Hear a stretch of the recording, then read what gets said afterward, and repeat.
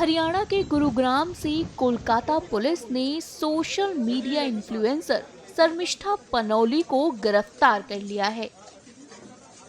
बता दें कि शर्मिष्ठा ने ऑपरेशन सिंदूर के दौरान सोशल मीडिया पर आपत्तिजनक टिप्पणी की थी, जिसका जमकर विरोध किया गया था। इसके बाद से ही शर्मिष्ठा के खिलाफ कार्रवाई करने की मांग की जा रही थी। वहीं अब शर्मिष्ठा पनौली की अलीपुर जिला अदालत में पेशी हुई। सुनिए इस पर एआईएमआईएम के नेता वारिस पठान ने क्या कहा। किसी को भी, कोई भी हो, हिंदू मुस्लिम सिख ईसाई, किसी को भी किसी की रिलीजियस सेंटिमेंट्स को हर्ट करने का कोई अधिकार नहीं है। अब पाकिस्तान को जितनी भर के गालियां देना है आप दीजिए, भर भर के गालियां दीजिए, हमको कोई एतराज नहीं है।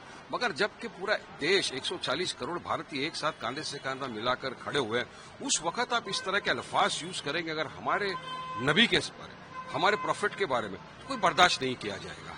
आप गुस्ताखी कर रहे हैं, इसके खिलाफ में काफी लोगों ने एहतजाज दर्ज करा है, लीगल एक्शन की मांग की कि भाई नफरत ना फैले, नफरत को रोकने के लिए इनके खिलाफ लीगल एक्शन लिया जाए। हमने भी कहा, सरकार से गुहार लगाई कि भाई इनको रोकिए, इनके खिलाफ लीगल एक्शन लीजिए। हमारे पार्टी प्रेसिडेंट ने भी कहा कि सरकार लीगल एक्शन ले, कि इस तरह की भाषा का, इस तरह का जो भाषा का प्रयोग किया जाएगा हमारे हुजूर की शान में, कोई बर्दाश्त नहीं करेगा।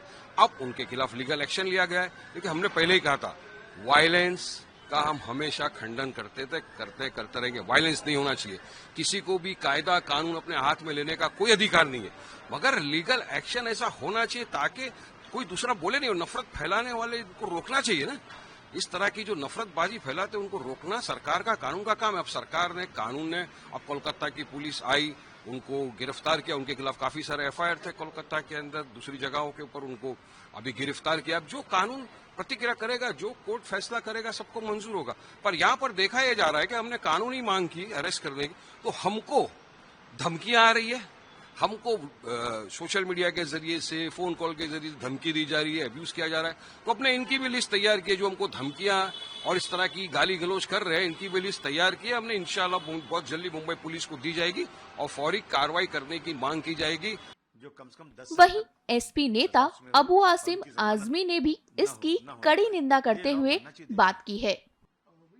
मैं मुबारकबाद दूंगा उन तमाम सरकारें जो किसी के रिलीजियस सेंटिमेंट को हर्ट करता हो, जैसे हुजूर पाक सल्लल्लाहु अलैहि वसल्लम हो गए, या कोई देवी देवता हो गए, या इस देश के कोई इंपॉर्टेंट पर्सन जैसे छत्रपति शिवाजी महाराज हो, गांधी जी हों, डॉक्टर भीमराव अम्बेडकर साहब हों, जिनको दुनिया चाहती है, जो रिस्पेक्टेड लोग हैं, ऐसे लोगों के खिलाफ अगर कोई अपमानित जनक बातें बोलता है, तो मैं आज नहीं 50 बार मैं असेंबली में बोल चुका हूं, साहब ये एक इससे बहुत बड़ा लॉ एंड ऑर्डर की सिचुएशन खराब हो जाती है। हमारा देश धार्मिक देश है, लोगों के अगर जो रिलीजियस सेंटीमेंट हर्ट होते हैं तो लोग मरने मारने को तैयार हो जाते हैं। और आप देखिए पूरे देश में कितनी बार ऐसा हो रहा है। लेकिन मैं देख रहा हूं हमारी सरकार महाराष्ट्र की, ये बिल्कुल फिक़ा परस्त सरकार है। अगर चाहे एमएफ हुसैन साहब ने कोई देवी देवताओं की तस्वीर कोई बना दी जिस पे लगा हिंदू भाइयों को कि हमारी सेंटिमेंट हर्ट हो रहे हैं, तो उनके खिलाफ इतने एफआईआर हुए कि उनको हिंदुस्तान छोड़ के भागना पड़ा। और वो जाके इतने मशहूर आदमी, उनका इंतकाल हुआ कतर के अंदर, कतर ने उनको, उनके इतने मशहूर होने पे उनको नेशनलिटी दे दी है वहां की।